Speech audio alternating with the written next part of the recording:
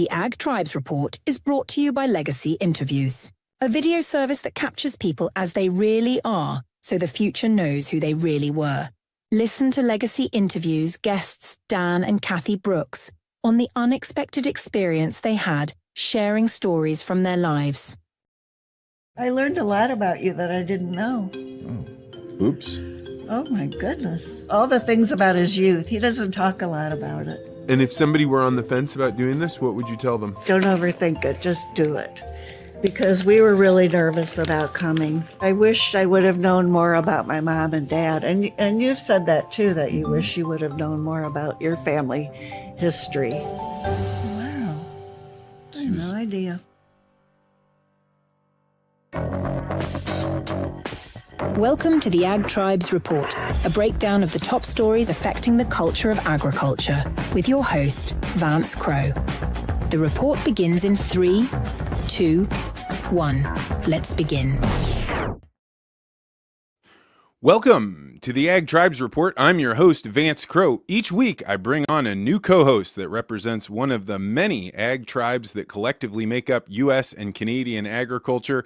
And this week, we have Ryan Cooper, a startup farmer that is working to build community into his rural life. Ryan has both pasture land and operates a business called Milkmen Co-op that sources food from local farms, ranches, homesteads, gardens, and kitchens, and together with his community shares the burden of finding high-quality food for their families. Ryan, welcome to the podcast. Thanks for having me, Vance. I'm excited. How is the business going right now? Good. It's a good time to be starting a small regenerative food distribution business. Yeah, why is it such a good time? Seems like culture is changing in that way. Yeah, real fast. I hear a lot of people talking about what's our food that I never thought would talk about it before. Probably political climate. A lot of it's conversation at a high level. RFK is probably helping a lot of that. Yeah, I think the Maha movement's a big one. And then like we're going to talk about this week, Thomas Massie is kicking stuff up. So we are going to, this week, talk about Thomas Massie's post on X about ethanol mandates making food more expensive. We'll look at the USDA's $1 billion pledge to fight avian flu off. We'll also talk about FFA Super Officer Secretary Brooke Rollins taking a lot of hours to do photo ops, but not much else. And we'll discuss Commerce Secretary Howard Lutnick floating the idea of using the post office for the census. This is a bold idea that could shake up rural agricultural representation. So we're going to do all of this. We're going to talk about the Bitcoin land price report. We're going to hear Ryan's take on the Peter Thiel paradox and his worthy adversary. And we're going to do all that in just 30 minutes. So let's get started. First up, Thomas Massie kicked a hornet's nest when he decided to go after ethanol. On February 25th, Massie took to X to post his thoughts on renewable fuel standards that require ethanol to be blended into gasoline. Quote, using corn to make fuel increases the price of food. This is not disputed, yet some Republicans are insisting on keeping costly ethanol provisions in the Democrat New Deal in Republican budget reconciliation plan. He later posted a write-up from the AI system Grok on the question, do ethanol subsidies and mandates increase food prices? And Grok, after a long explanation, summarized it with, yeah, ethanol mandates and subsidies generally nudge food prices up. How much depends on harvest, markets, policy tweaks. Without them, corn might stay cheaper, but gas prices would climb until oil steps in. So, Ryan, this was a huge fight on X. It brought in the idea of DDGs and their importance in the feedlot system. What do you think? Are ethanol mandates making food more expensive? Obviously, they're making food more expensive. Anytime you have competition in the market, it's going to make things more expensive. Maybe there's a sense for that, but certainly that. Yeah, it seems like when you say all of the gasoline in all of these different states are going to be blended up to 15% into ethanol, that of course is going to do that. You're making so much more demand. I've actually talked to a lot of farmers during their legacy interviews when they say, actually, it was when we started, the ethanol plants being built and all of that going into the system, it made it so corn prices were buoyed. Do you see? Can you steelman ethanol at all? Can you find a good reason why we should be adding it into our gasoline? I can't. I haven't spent a lot of time trying to, though. We've had some conversations in the past, you and I, about having farmers grow fuel versus food. It doesn't seem to work in the long run. I do understand we've got a whole industry that's built on this at this point, and it's going to be very difficult to put any industry on a new path. There's going to be struggles. Yeah, I mean, if I were going to steelman it, I think one of my buddies would like to say, like, there's got to be some additives to it. There's certain amounts of smog that we get out by being able to add ethanol in. There's certain things that it does to the engines that are, while people say it's all corrosive, he'll talk about how there's actually some benefits to it. But I mean, to me, the reason that that this system does not free float on its own is that if the government wasn't there mandating it, it wouldn't have happened. And now there are people that'll come out and say, well, actually, now that ethanol is so ubiquitous, all of the infrastructure has been built. Even if the mandates came off, the gas companies would continue to want to use ethanol in this way. I sense that is not the case. I think that there would be a lot more defectors if there weren't the government intervention there. Yeah, I think so. If people stop getting paid to do something, typically most of them stop doing it. And I think that's what this really comes down to, is you're recruiting a shrinking community of farmers to grow something that isn't being consumed by their communities or their country. All right, there was a whole lot of discussion there. People talked about how even though it's the corn is being used for ethanol, it gets turned into DDGs, the dried distillers grains, which then can be put into the feedlot system. And there was a lot of talk about what the conversion is, and because now you're able to feed these cattle with this much more refined system. Any thoughts on that, feeding cattle DDGs? I'm probably not deep enough down the finishing rabbit hole to be really educated on it. I know there's a lot of different ways people like their cows raised. There's more efficient ways to raise cows in a huge setting, and that's probably what's really efficient about those type of products, I would think. All right, well, let's head to the next story. Talk about efficiency. The egg industry is about to get $1 billion. The U.S. Department of Agriculture is allocating up to $1 billion to combat the ongoing outbreak of avian influenza, H5N1. This funding, announced on the 26th, aims to address the severe impact of the virus, which affected over 160 million birds, primarily poultry, like hens, since 22. The outbreak has led to significant egg shortages and driven egg prices to record highs, prompting urgent action. The USDA plan includes several initiatives, including enhancing biosecurity measures on poultry farms with up to $500 million to prevent further spread, providing $400 million in financing relief to farmers who have lost their flocks, and increasing egg imports while reducing exports to stabilize domestic supply. Ryan, what is your take? Is $1 billion going to stop this pandemic, and is it the right direction to go? I don't think it's enough. I think we need a lot more. We need to print a lot more money and rain it down on this market. I'm pretty consistent. I don't like market manipulation, and I think every market is heavily manipulated. So if we're going to back off with the manipulation, it's going to be painful. It's going to hurt. I get really weirded out seeing a bunch of money getting dumped into vaccines. I'm more of the let things progress naturally. Try probably. What do you think, Vance? I mean, is this a real problem? You got people on one side saying it's a total joke. You got people on one side saying, we need to close down everybody's parks so that migratory birds don't spread it. There's certainly avian flu is a real thing. And but the funny thing is, so I know 3 egg producers, and all 3 have not been impacted by this. And all of them say, yeah, it's pretty serious, but it's not gotten us. On the other hand, when you talk to people that are hunters, I've known people that were out doing some waterfowl hunting, and they said this is terrible. When you would spot dead birds, there'd be like hundreds of them everywhere. Mm-hmm. So it's clearly an issue.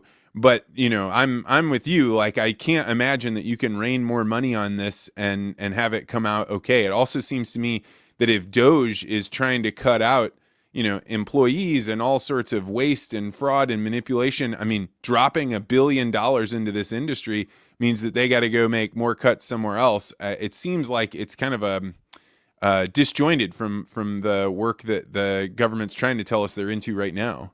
Yeah, I mean, I don't think that they're actually going to reduce spending. I think a lot more money is coming. I think it's kind of a false narrative that inflation is going to be brought under control. We've got $36 trillion worth of debt. I think a third of it needs to be refinanced real soon. We're going to print a lot of money. We're going to drive inflation. We're going to devalue the dollar. I think that's what this is. I think we could probably expect to see a lot more of ridiculous spending in your and my opinions. Yeah, I mean, and the question is, like, should they even be doing it? If money was actually something that would stop this, what is $500 million going to do? I know that the government has had a pretty heavy hand in killing off birds. So they've said, like, hey, there was a bird, an outbreak, I think, a mile or two from here. So we're going to cull other birds that are not related to that farm. And I don't know if that's really smart biosecurity or what you need when you have such intensive chicken raising. But it also does seem like if the government comes along and says, we're killing all your birds, even though they're healthy, somebody probably needs to be compensated for that. But, we're just dumping more money into those systems. So it just seems like pretty out of balance. Yeah, it's just layered Band-Aid, isn't it? The government showing up and trying to make things better after they killed their flock. A little hard to defend, but understandable. Yeah, I mean, and then there's the other case. There's another group of people out there that are saying, hey, actually, the way we get through this pandemic is we allow survival of the fittest. There's no amount of money you're going to be able to stop here. If these birds don't have immunity inside of these hen houses, maybe what you should do is just let it rip through the country, and then whoever is still surviving will be able to rebuild the flock from, and then you won't have to worry about vaccines and huge amounts of money. Do you think that's an actual possible solution throughout this problem? I mean, I think it's a possible solution. I don't think it's a probable one. I think anytime the government can come up with a reason to get their hands involved, they will. And I think this is just going to be the same tape played over and over again. And you're still cynical, even though the Trump administration's in there. Dude, where's the Epstein list? I'm a little cynical. I wasn't cynical yesterday. I was probably less cynical the day before. I'm becoming more and more cynical as days go by. I voted for this team. I'm getting some of the things I voted for. But we're still going to get more of this. I think we're about to talk about that more, aren't we? Yeah, so up next, speaking of cynical, what does Secretary Brooke Rollins do all day? This week, Secretary of Ag Brooke Rollins posted photos on X of another meet and greet. This time she was checking out the biosecurity measures of an egg-laying facility. Quote, "It was important for me to see firsthand an egg-laying farm facility implementing strong biosecurity measures. We have lots of work to do as we combat avian flu, help our poultry industry recover, and bring the price of eggs down for all Americans. More to come midweek on this." So as I look at Secretary Rollins, I see somebody that is going around doing what typically a national FFA officer does, where they show up, they smile, there's a lot of photos, they make a big pomp and circumstance, but it doesn't seem like this ag secretary is getting her hands dirty, trying to make changes. Doesn't seem like the USDA is being rooted out of all of its, non-productive workers. What do you think, Ryan? Is it just me, or is this position seeming like the FFA super officer? I'm actually going to turn this around on you because I haven't followed Brooke Rollins a whole lot. When she was named Secretary of the USDA, I did a little bit of digging and quickly realized she wasn't the pick that I wanted, and I kind of ignored her past couple of weeks. What would you like to see out of a USDA secretary in the first week or two? Well, I mean, it's my strong belief that the USDA is probably 80% too large. And I know when I say that, there are people that are like, well, they run programs that we need, and there's all these conservation stuff and contracts that need to come out. All right, well, I think that the way that we should sort this out is move the USDA to Kearney, Nebraska, make it so that the only people that are allowed to work there are willing to live in a city that doesn't have any nightlife, is not connected to the rest of the bureaucracy. And then whatever programs are needed in order to be able to coordinate some larger agricultural system, I would have the minimal amount of USDA that you could have. So for me, the person in there is a slash and burn. We're going to, like, whatever we need to do to keep the system going is what we're going to do, but absolutely no more. Yeah. And there was a lot of names that were getting floated out there for Secretary of USDA before her pick.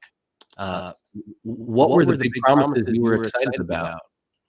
Yeah, I mean, nothing really. There's a little bit of time where RFK was being talked about as being head of the USDA, and I don't love that. I think that that's like it may be too much rocking the boat.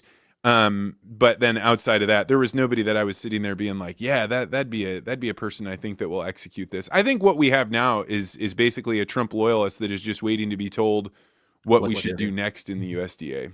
Yeah. You'd like some action. All right. Headline number 4, the Commerce Department may utilize the post office for census. We're going to play a quick clip here. This is Commerce Secretary Howard Lutnick floating an extraordinary idea that I think could impact agriculture in a pretty big way. I'm sitting with the president, and the costs of the post office are like it loses $7 billion. And he said, can you do something with it? And I said, sure. So I saw him the next day, he goes, okay, what do you got? He gives me the whole 24 hours to figure it out. And I said, well, the Commerce Department does the census. And we spend $40 billion every 10 years doing the census. And that means we hire 625,000 people, and they go and they rent cars and gas, and you pay them food, and you know what they do? They go to every household in America and count the people. What department do we already have that already employs 625,000 people? It's got cars, already has gas, goes to every household. Can you imagine saying to your postman, can you count the people in the house? What day could he do the census? Monday? Could he double check it on Tuesday? How about Wednesday? He goes every day. So we can only save $40 billion or $4 billion a year, and we'll do a better job. And you know what else we can do with the post office? They can go to your house when you have a baby and give you the form for Social Security. And the 20,000 Social Security offices that we have, we just don't need them. We actually can do real customer service. Go right to your house. Someone died, here's the forms, you can fill it out. I'll bring them to your house. Customer service, why? Because we've got those people. Let's use the assets of the government to make us better and save us money. What do you think of that idea, Ryan? Is that a plausible idea? Do you want the post office to take over census responsibilities? I think it's a great idea. I don't know what else they're doing. It seems like there's a lot of huge agencies that were intended to do a thing, and they don't do that anymore, or at least don't do it the way it was originally intended. And I don't know what we're going to do with those agencies, except maybe find something for them to do in the new world. I don't know what else we're going to do with the Postal Service. I'm in rural here. I would send something Postal. I mean, if my life depended on it, there's no way. I don't know what your experience with U.S. Postal is. Yeah, it's gotten worse and worse. There was I've gotten wedding invitations like weeks afterwards. Even when I get something from the IRS, it takes weeks longer. They'll put it on that it came on this date, and it's gotten so much later. I mean, for what all I'm concerned about with the post office is you're not allowed to turn the post office off. So we pay tax dollars to have most of what gets sent to me is junk mail that I'm not allowed to turn off, which I hate. So if there's any way to make the post office more valuable, then I'm all for it. I don't know that I necessarily like the post office now counting people in my house. Just the image of it itself is not my favorite, but cut out Social Security, cut out census people. I'm loving the sounds of that. Yeah, I have a friend who actually he runs a postal service out here. They abandoned the office. They they asked the man who owned the building to continue running it, and it's just been a terrible experience for him. They're exactly how you imagine dealing with some federal bureaucracy. Well, I'm getting notes that we're getting feedback on your microphone. I think it's something through my end here, but I apologize. So I am hearing your notes, guys, about that. All right, thank you for the stories. These are the stories that we're doing on the Ag Tribes Report. If you have stories that you think we should cover, you can always send them to me on X at Vance Crow. I got a bunch of stories this week from you all, or you can always send it to Vance@legacyinterviews.com. All right, now we're going to move on to the Bitcoin land price report. Bitcoin went on sale this week. Oh my, oh my. It is a glorious time for Bitcoin believers because there's nothing quite as good as a long-term holder watching the price drop because it doesn't hurt. You're not planning on selling, and you're shaking out all the soft hands and all the tourists. And the only people that benefit from this price action are the ones that are just are comfortable with the price going down and then deciding to buy when there's a buying opportunity like this. So last week, Bitcoin was at 98,400, and this week we are sitting at a very cool $84,369, which is down 14%. Ryan, I know you're a Bitcoin guy. What did it feel like as the price dropped down 14%? I didn't know. I know that's a little bit cliche if you hung out with Bitcoiners. I really don't watch it. I work very hard, 7 days a week usually, and I save up my money in Bitcoin, and I'll continue to do that wherever it's at. And normally we ask people, what is an acre of land cost in your county? Yeah. I did a little bit of research. 10 grand is where everything's getting listed at right now for good ground. And you can probably find some for like eight, but it's okay. Expensive. I'm right south of St. Louis, so people really like farming here. So it sounds like what is that then? You could buy with one Bitcoin, you could buy 8.4 acres of good high quality ground where you're at. How does that sit with you? 8 acres of ground for a Bitcoin? Yeah. I honestly haven't thought of it that way. It seems like a pretty good deal. Yeah. I think right now I'd rather have the Bitcoin. Well, I would too. I would too. At least right now. Yeah, that's not always. I just think that the price appreciation is going to go up. Last Friday on X, I went out and asked, how many Satoshis does it cost for a dozen eggs? And so for anybody that doesn't know, a Satoshi is the smallest unit of a Bitcoin. It is 0.0000001 Bitcoin because there's 100 million Satoshis in a Bitcoin. So we were asking people, how much does a dozen eggs cost in Satoshis? And what is that for you guys on the Milkmen Co-op? How many Satoshis for a dozen eggs? 14,000 Satoshis, dozen eggs. Yeah. And is that a pretty stable price? Yeah. We do delivery, and so we're probably going to have to raise it, honestly, if eggs continue to go up. Because right now we're delivering farm fresh eggs cheaper than you can cheaper than you can buy them. But yeah, we lock it in, and we do a lot of our sales in Bitcoin. Probably about 40 to 50% of it we sell to a lot of Bitcoiners. They're very intentional about where they get their food, and we've really tapped that market. And so we lock in our Satoshi prices. Well, that's great. Yeah, everybody was tossing in on how many Satoshis like it would cost you to buy a dozen eggs, and I think that Rob Long came in with, I think it was 12,000. And so, do you think the $1 billion getting pumped into the egg industry will affect the Satoshi price of eggs? I don't know. I mean, I think $1 billion going into that is going to just create a giant bubble. It's going to create all sorts of incentives for people not. I mean, I think there's a bunch of people building chicken barns right now. There's a ton of egg production going into the market right now. But with that much money coming in, they're going to way overshoot. And you're going to have so much production, it's going to drop the price way down when you have so many more eggs available. And I think that this is just another reason why the government should stay as far away from messing around with commodity prices is possible because all they do is create bubbles. It's not possible for them to do anything other than create bubbles. Yeah, especially in food. Especially in food, people. Come on. Leave us alone. Yeah, I mean, I think that we could have really rough egg prices for a while there, but the cure for high prices is high prices. And as soon as the government starts throwing money around, there's going to be all kinds of people that do whatever they can to get that money as fast as they can. And it won't be high quality production. It'll be speed to production. Yeah. All right, now we're moving on to the Peter Thiel paradox. This is where I ask Ryan, what is one thing that you believe that almost nobody in your tribe agrees with you on? Yeah.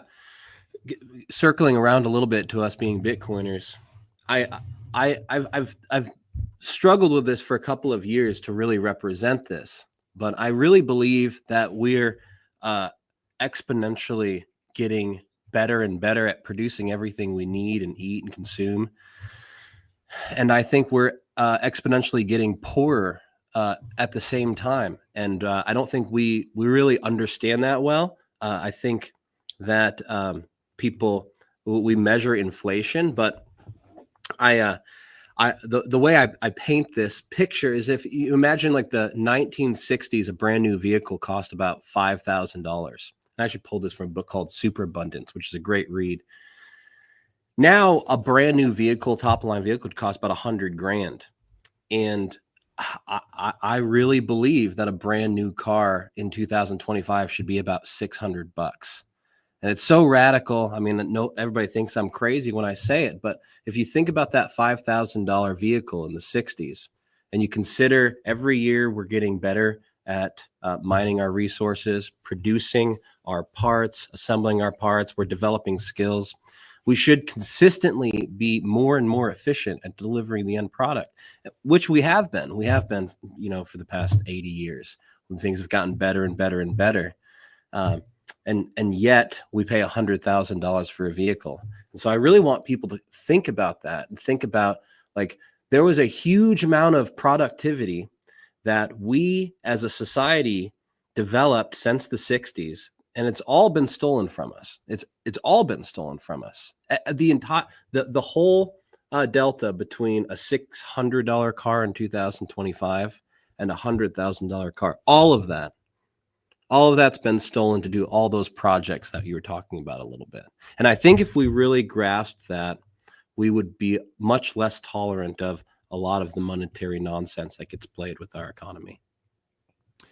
Yeah, so I think you've done quite well here. If you'd have framed it, I think a new car, top of the line, should be $600. I would have immediately disagreed with you. But I mean, I 100% follow your case on the way the government has been able to pay for all these things that they want, that they didn't want to have to tax us for, was they just kept printing more and more money. And all that did was make things that should have been getting cheaper get way, way more expensive. So I totally agree with your argument here. I mean, I think it's a great example. And imagine living in a world where things got dramatically cheaper like that. Yeah, it's hard to imagine. You have to spend a lot of, like, thousands of hours imagining that world because we're so brainwashed that this is the world we exist in. But it really is a strange, manipulated economy that we're in. And those numbers came from this book, again, Superabundance. I highly recommend it. And it really lays out this theory that things should have just been, we should be so wealthy by now. All of the advancements that we've collectively come about using free markets. Where did it all go? All right. Well, I'm going to give you a solid 7.5. It was good. I like the idea, but I mean, you kind of already knew that I was going to get in on the anti-inflation riff. So we're going to keep going now with the final section. This is where I ask Ryan about his worthy adversary. Who is one person that you respect, but you strongly disagree with? Dr. Kyle Gibbs is the new superintendent of our school district here in Farmington, Missouri. And I met with Dr. Kyle this morning. They're working to raise our property taxes to pay for some more programs, etc. And I'm pretty opposed to it. I'm a homeschooling dad. I got kids in the school district. I pay property taxes, but I don't use any of these programs. And it seems like they always want to offer more and more programs, which I respect, and I'm learning. My dad keeps telling me work to understand and not so much be understood. And I go into a lot of these meetings very frustrated, like, hey, it's not complicated. My position is just that we shouldn't raise taxes. That's it. We just shouldn't raise taxes. And the nuance comes from the other end, and I have to take a lot of time and really try to understand that. I do think a lot of these decisions get made out of good intentions. You know, they do believe that this is the best way to support our community. I could apply this to a whole bunch of our conversations tonight, but at the end of the day, it shouldn't be allowed. The government shouldn't be allowed to reallocate resources from its local economy. I think it's wrong. I think it's really immoral. And so the superintendent that you're dealing with, he's a person of respect? Well, he seems to be. He doesn't seem to be a terrible person. You know, he seems to be hardworking. He seems to really care. You spend time talking to these people and you realize, like, I really believe they think I really believe they think that America is the American government providing services to its citizens, you know, and you realize that, and it's very difficult to even really have a conversation, let alone like get on the same page. So I can still respect him, and I respect, I think, his energies into the community. You know, he puts them there out of a good place, but we certainly cannot raise property taxes. We can't. It's 2025. Honestly, I thought it was a joke when I first heard it. I mean, can you imagine being the guy who had just gotten a new job and be like, hey, we should raise property taxes this year, 2025, in this climate, you know? Yeah, it is quite an assertion for somebody to say that. I think that because you own more things, we should take more money from you. Like it's bizarre. But one of the more things. Not even more things. Like I'm a poor homeschooling dad farmer guy. You know, I mean, I pay little property taxes on my, you know, meager empire here.